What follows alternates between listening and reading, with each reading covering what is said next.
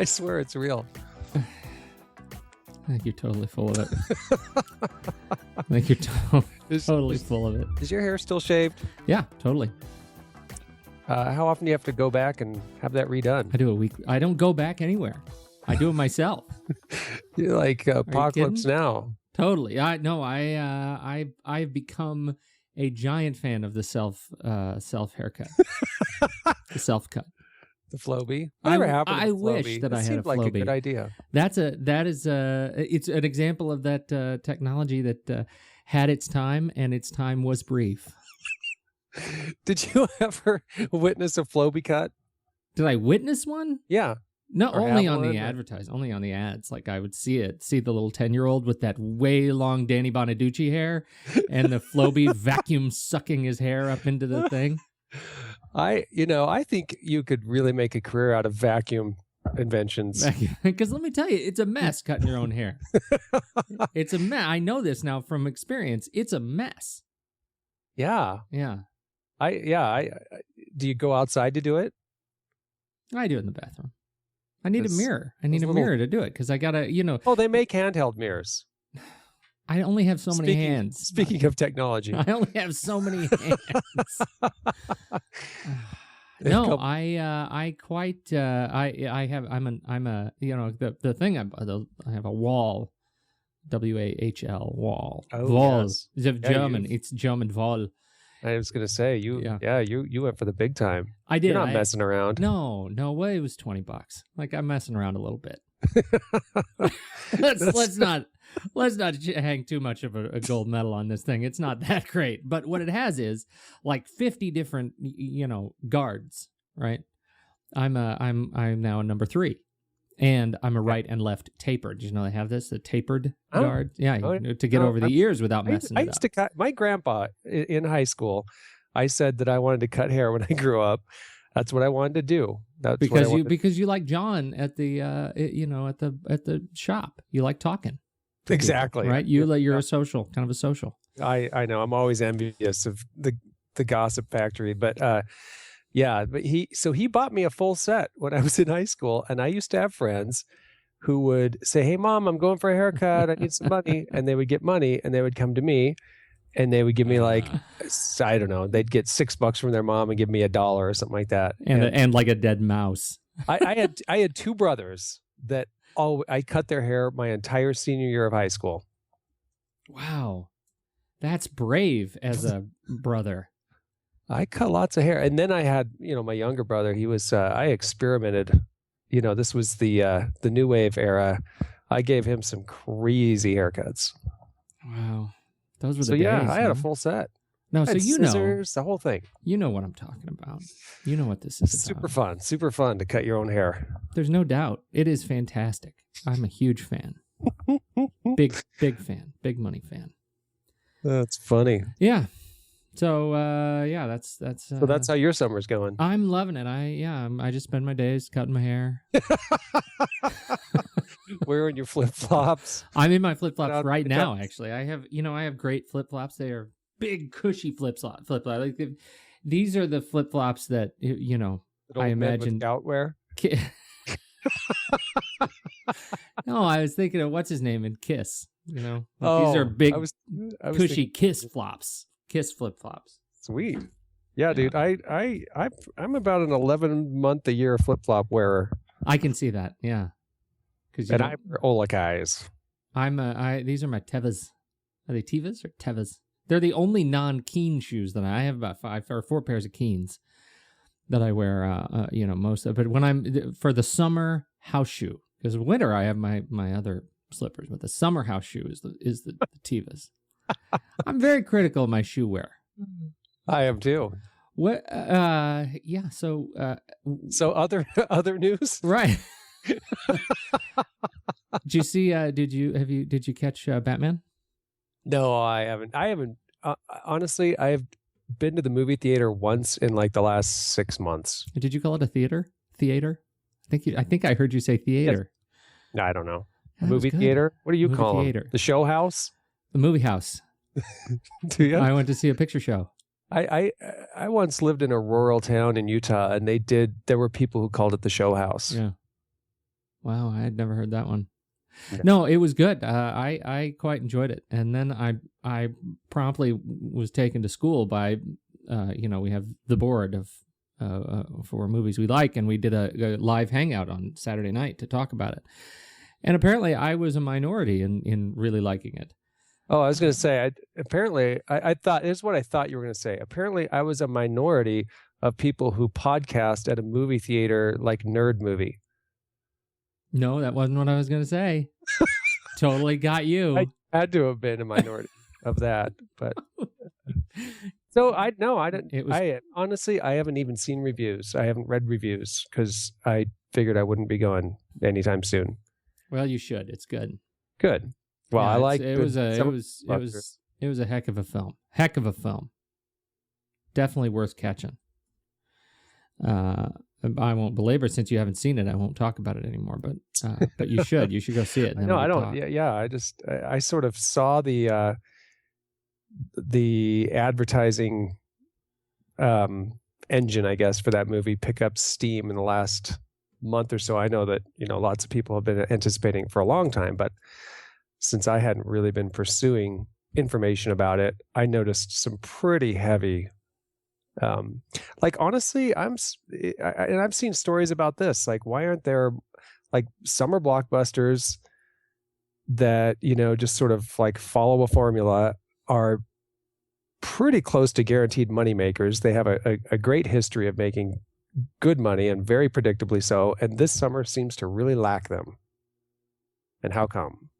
Well, like what? I mean, what is missing? We had Prometheus, Batman, had the Avengers. Prometheus didn't seem like a real summer, like a traditional summer, I don't know, mass audience entertainer. You don't think?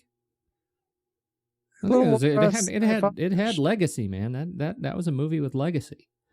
All right, so you feel like the summer has satisfied your normal summer need of blockbuster? Well, I'm not saying that they were all good. I mean, Prometheus was a pile, but the Avengers was excellent, and I quite enjoyed Batman. And next, we're looking forward to Bourne Legacy, which is that's going to be terrific with the Jeremy Renner, handsome young buck that he is.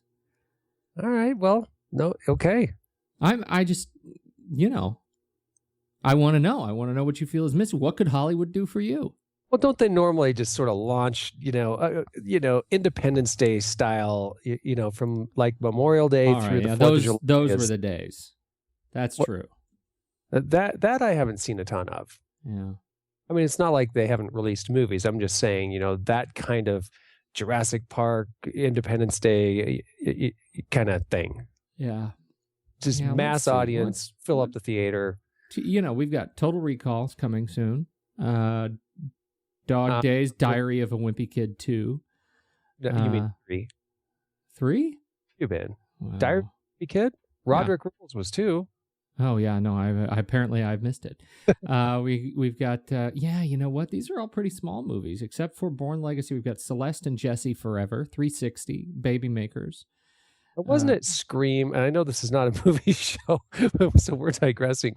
But didn't Scream originally release, the first Scream, released in the summer, but didn't pick up steam until late fall? Is that right? I don't know. I wasn't paying too much attention. Those are I haven't seen a lot of that happen lately, by the way, that Scream sort of phenomenon where it just limited theaters and building on the buzz. And that one was months and months, which is great for filmmakers because,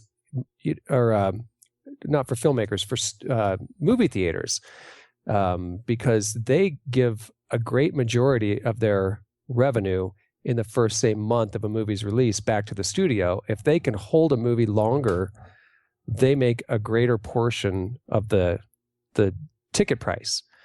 So Scream made movie theaters a ton of money because it really was pretty limited for like a month or two before it just picked up massive steam. Right. No, that's true. That's a good point. And movie theaters are really, I think, pretty sketchy on how long they'll keep otherwise quality movies, just because the window of being in the theater is so short now. I mean, they're scheduled to hit DVD and streaming so quickly. You know, the movie studios used to own movie theaters, and that yes. they were broken up as an antitrust thing. Yeah. Yeah, back when you could only see certain movies at certain theaters.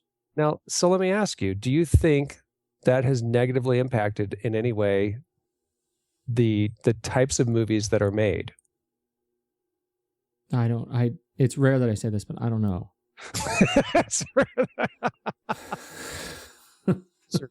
Because there's another piece of what has happened that complicates any potential answer to that question, which is technology.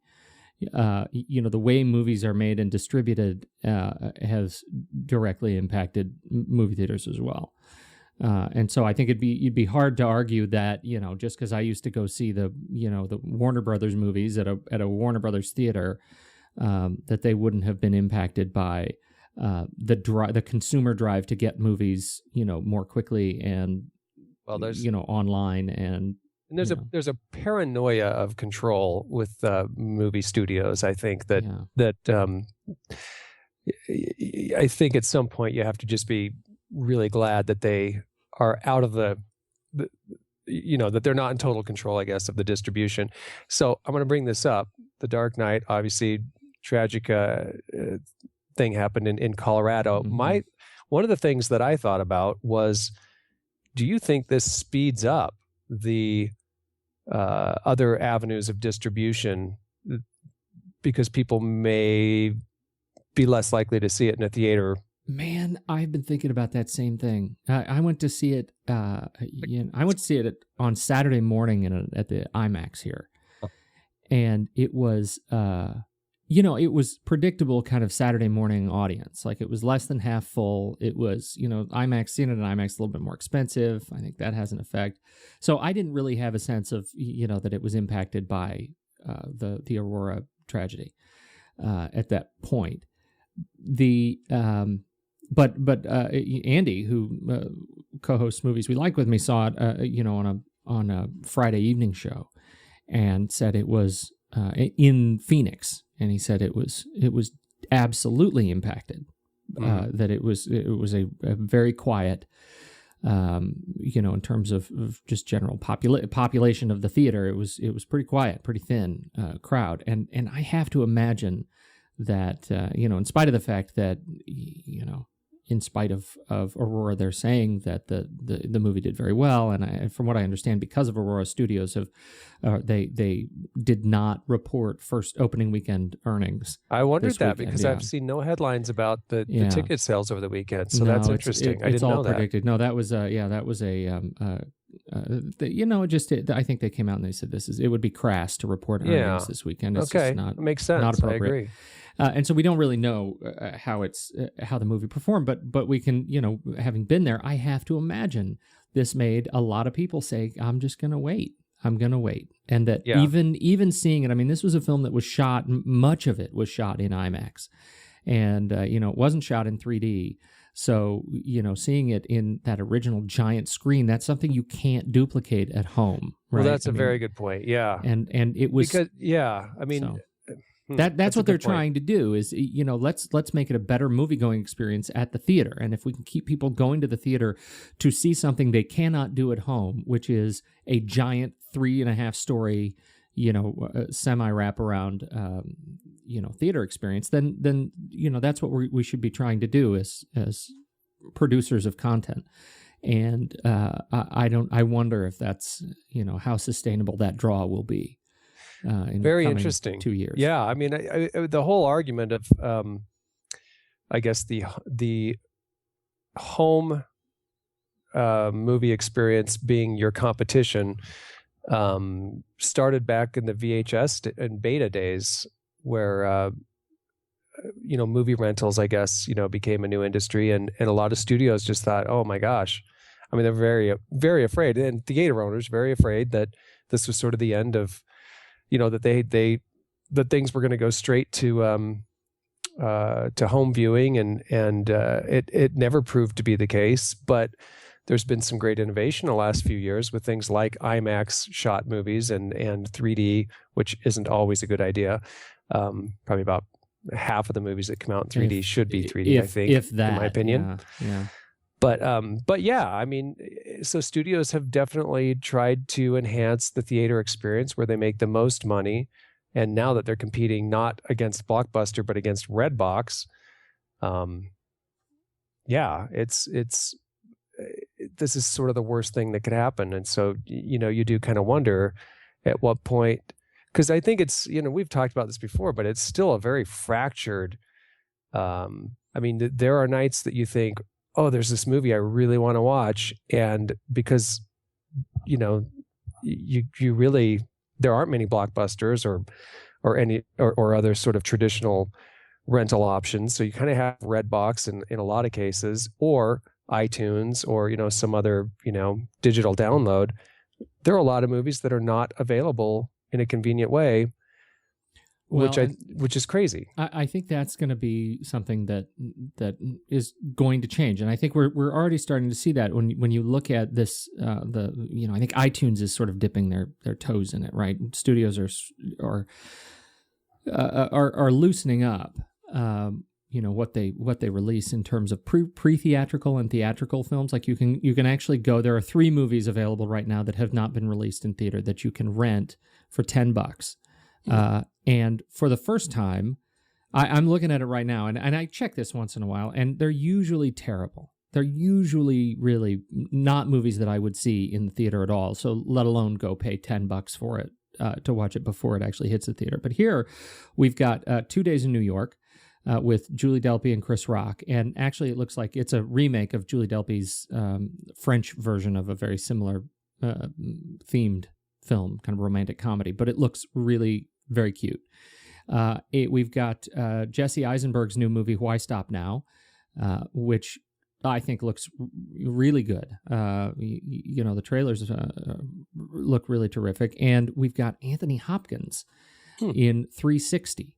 Which is coming soon with Anthony Hopkins, Rachel Weisz, and Jude Law, which looks like another great movie. So this is the first time I've seen studios actually pre-releasing movies that look pretty good. And this is 360 is Fernando Meirelles directed it. I mean, it's a big movie. I don't know what they're saying by releasing this film, by pre-releasing this film on iTunes, if that's an indicator that they have no faith in it.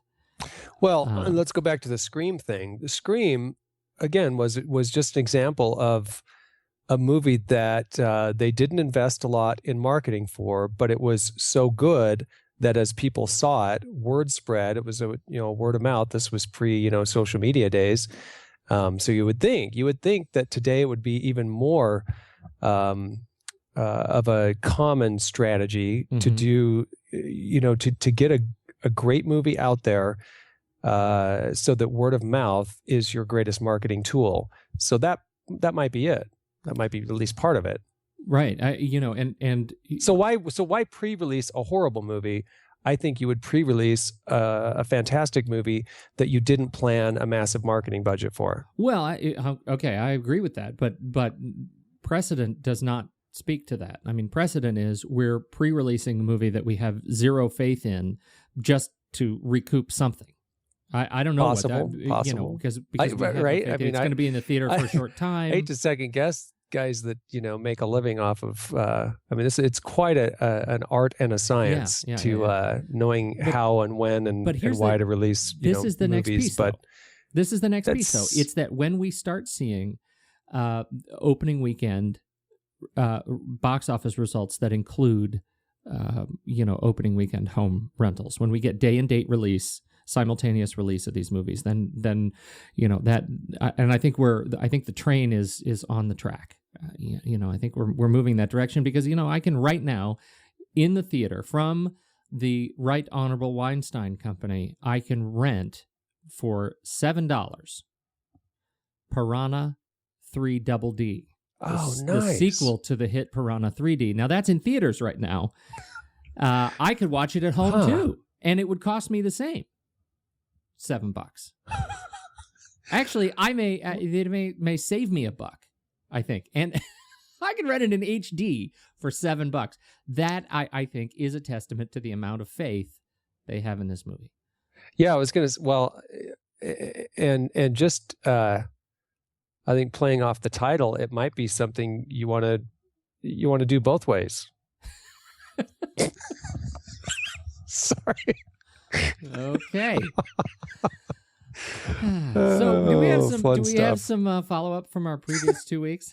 We've had 2 weeks. 2 weeks of shows where we've talked about serious things. Topical content. All right, go ahead. I just want to make sure people know that today is the 24th of July, an important day.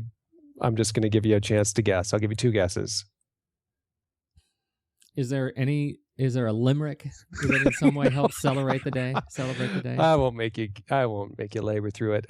It's the days of 47. It's Utah's holiday, almost bigger than the 4th of July in the state of Utah. What does that celebrate? I think it celebrates the day Brigham Young walked into the valley. Okay. It's Pioneer Day. They call it Pioneer Day, but it's like the celebration of the state of Utah. And I'm not kidding that it is pretty much as big a deal as the 4th of July. What do you do when you celebrate the state of Utah? Are there fireworks? I mean, is it that? There are fireworks, a huge fireworks show at Liberty Park, but there's also a massive parade, like one of the country's biggest parades. And I had to bring this up because there was a great float. I posted this on my Facebook page, but it's this float, and it really is the craziest floats. I mean, if you don't live in Utah, half the floats will make no sense at all.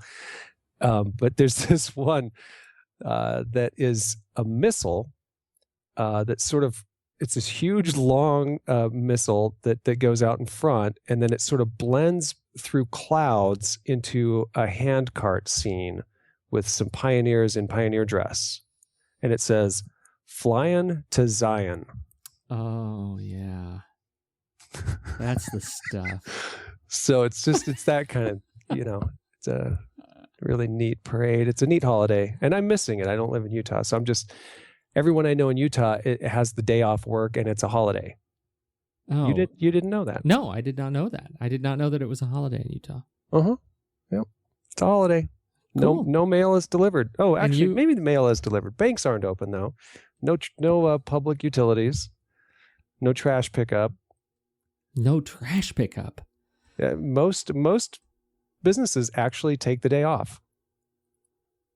Wow. Yeah. So there you go. 24th of July. Happy Pioneer Day. Happy Pioneer Day to you too. Yeah. Awesome. Go ahead and use that phrase throughout the day. I'm gonna change my email signature. Happy Pioneer Day. Just do that real Sweet. quick. Okay. Happy Pioneer Day. And save. Got it. Okay. Got it. And ask for a discount at Starbucks. See if they're doing anything. Say like, hey, my friends in Salt Lake went to Starbucks. There was like this Pioneer Day. Are you doing that here? No. I'm gonna order my Pioneer Day Trenta. I hear there's a free upgrade. I usually order a Venti, but today I'd like the Pioneer Day Trenta. I'm gonna go big on Pioneer Day. Okay. Now, do we have some follow up? Didn't we from last week? You've been keeping a dutiful list. I know that you have. Well, and that's pretty rare too. So I want to make sure we capitalize on it. Well, I was going to pick your brain on the, I guess now official release of Squarespace version 6. Yeah. What do you think of it? Have you had a chance to play with it? It looks super but no, I haven't had a chance to play with it. I'm scared. You scared me. Why are you scared? What are you scared about? You said it was buggy. Is it still buggy? I mean, now they've had an official release. It was beta for months, and you actually converted your site while it was in beta. I sure did because that's what I do. Yeah, you're a first adopter. I'm a doer.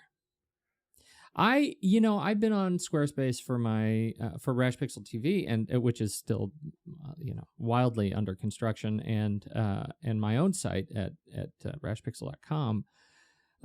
For a year, I moved over, and that was on Squarespace version 5. And they've been on, Squarespace been around for, 10 years, I think. And it's great. It's an alternative model to design. I think they have a much more of a design-centered approach to creating a website. And it's, the templates tend to be more of the focus. They're very pretty. And the engine, at least what I think what got Squarespace, into the public eye was Squarespace version 5 because of the WYSIWYG design editor. So, it's nearly magical when I show people kind of when I go back and forth between developing for WordPress and Squarespace.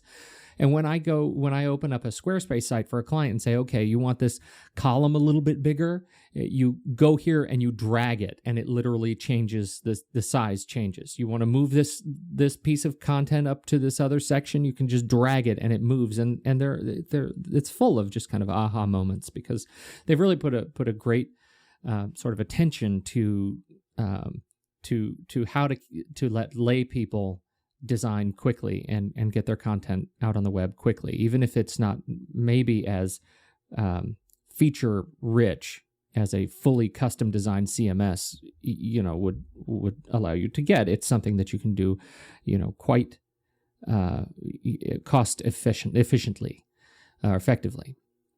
So they started talking about Squarespace v6 and how great it was going to be. It seems like 2 years ago.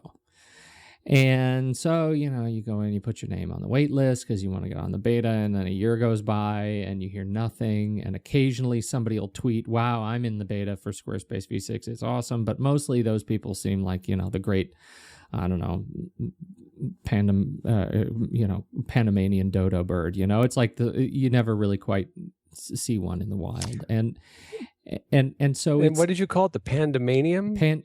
Panamanian, like some from Panama. And dodos Panamanian from Panama. I may have made that up. I don't know if that's a thing. I don't know. So I'm going to need you to use that a couple times today. It's a word I've never used. Just cement it for me. And then next week it'll be a regular thing. So Squarespace v6, they start talking about this. It's going to be so great. You got to get on Squarespace v6. So I got on the beta. It was like a magical day, and I started playing with it, and it seemed like the intention was really great. They put, you can tell, an enormous amount of work in what they call their new layout engine. Well, this is the result of they've been a profitable company, apparently started with $30,000, a $30,000 loan from the CEO's father, and have I don't know if you want to call it shoestringing it, but they haven't. They've sort of just built a profitable, steadily growing company, but got almost $40 million in venture capital last summer, which apparently was I don't know, like you said, the ideas were really the catalyst. This was something they wanted to really create a true sort of WYSIWYG, sort of programming-free web design experience, but the money apparently really sort of shot this forward. And it doesn't sound like there was a great deal of alignment between, what the final product should look like when the money came online. It sounded like I think I've heard you say this before, a project management disaster of sorts. Well, no, I'm interested in because last week you mentioned that you watched a video of the CEO of Squarespace, right? That was launch day. Last week was when we should have talked about it. TechCrunch. I believe it was a TechCrunch interview. Squarespace CEO. Well, I'm going to just ask the Google. What does the Google say? Maybe that's it. Anyway, so while the Google is searching for me, yeah, so here, I think this is it. Squarespace theme editor and blog engine goes HTML5, aims at code-capable designers. It's an interview with Anthony Castellana of Squarespace. Now, so let's back to the layout engine and what the layout engine allows you to do. It is so you're open up if you've ever played in any sort of blog or web editor where you have a bit of back-end content that you are going to publish to the web, and that could be it could be as simple as Gmail. You are writing a Gmail message and you hit send to quote publish it. You have that little text box. Well, what the layout engine allows you to do is you're sort of viewing the back end of your site, and you say, I want to create a page. And so you hit a little plus sign to add a block of text. And then you click the little plus sign to add another block of text, and that's going to be your body content. And then you say, oh, I want an image. So you click the little plus sign and you find the image box and you drag the image box in. Well, I don't really want the image to be full width. So you grab the image and you drag it to the right a little bit, and it automatically inserts this little blue line that says, column. I want to add a new column right next to the text block that I just created. And so in that way, you are laying out each element of your site via drag and drop, more quickly than you've ever been able to do, I think is safe to say, in a web editor of this sort. And when you don't click save, I mean, it's saving dynamically in the background. So when you're finished doing that, you hit view page and it's already there, and you're kind of dragging and designing your site, while it is live, if you want to. And so it ends up being a beautiful and elegant layout engine for Squarespace, and it is a radical improvement over what was already a really solid editor in the Squarespace CMS. So that's great. I love it. I love it. But yeah, no, I've been to your site, and I've been through some of the demos on the Squarespace site, and when you and I talked about this a few weeks ago, I think you were just you thought it was a little too buggy. Well, and for the release state. I wouldn't even say buggy anymore. I don't think buggy is the right word, because what is there is not actually buggy. I mean, what I haven't run into since it went official, and because we were in the beta until we weren't a week ago, and it went, they launched it, and since then the tools that I have been playing with are not buggy. But the biggest problem that I have with it is they remove a large number of features that are critical to the existing sites that I have on Squarespace 5. In terms of just managing the overall site, page-specific sidebars. I mean, things that you're, post types, custom post types are just gone. In some cases they beefed up publishing to social, so you can, one of the things that I'm using in my, my own site is, you're writing a post, and right within the post options, you can write your Facebook and Twitter posts, and as soon as you click publish, it automatically posts to those services as well. So, in a way that looks fairly native.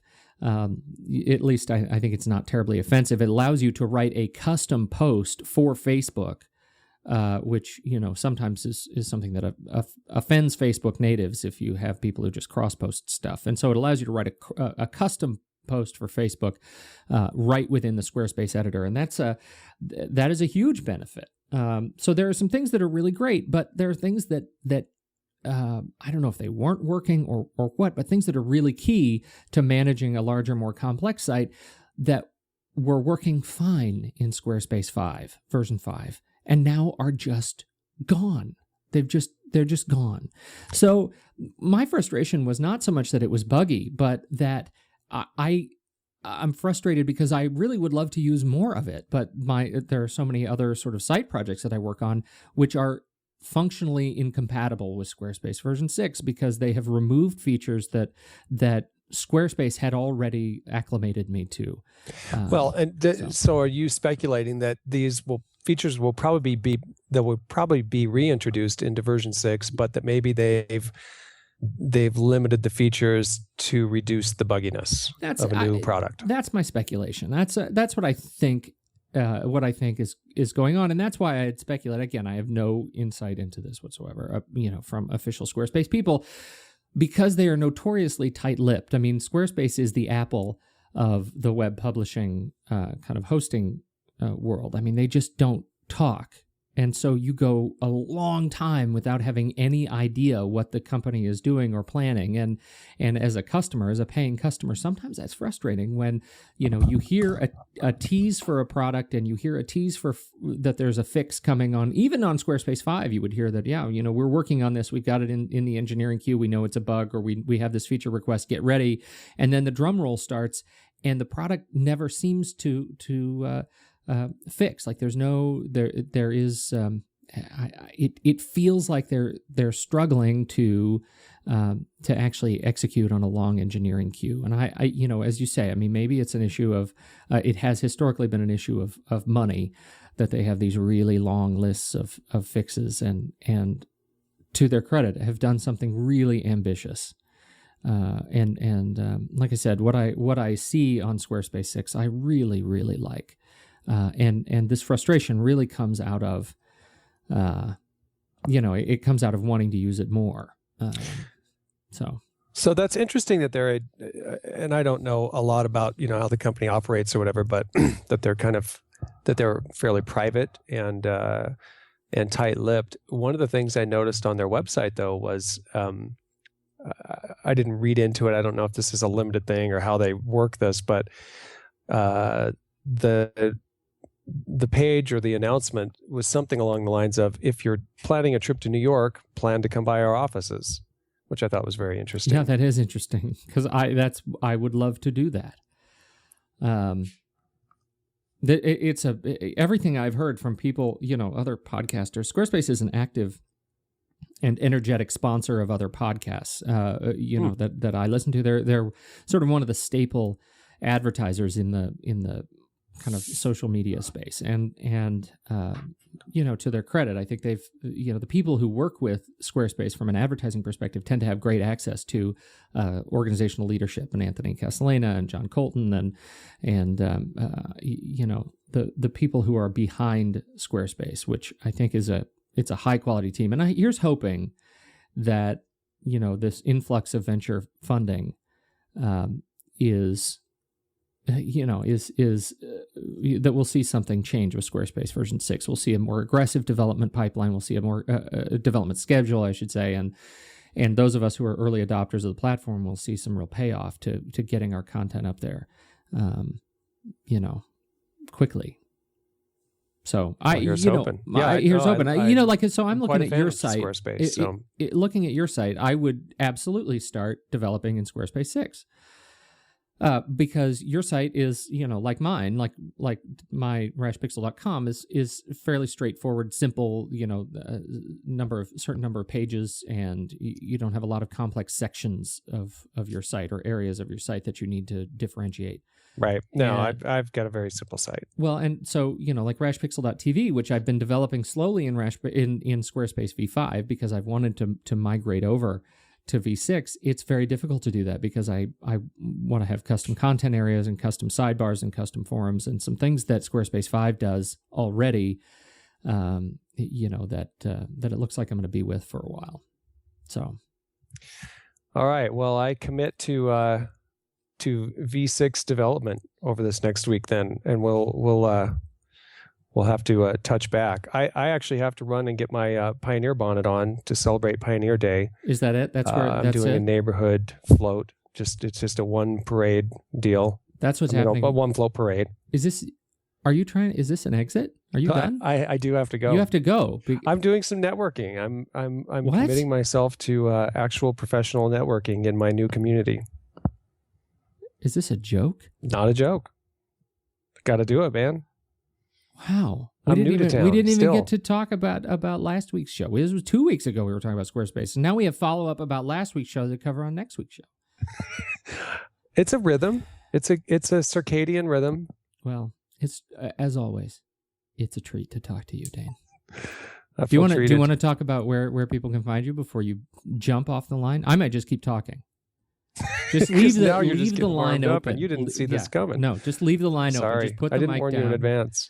All right, so tell people where they can find you, and then you can go. Strike10.co, as in Colombia. You have my permission to die. This is the podcast reckoning. Wow. How was that? How was my that's a money-making voice, man. Are you feeling in control?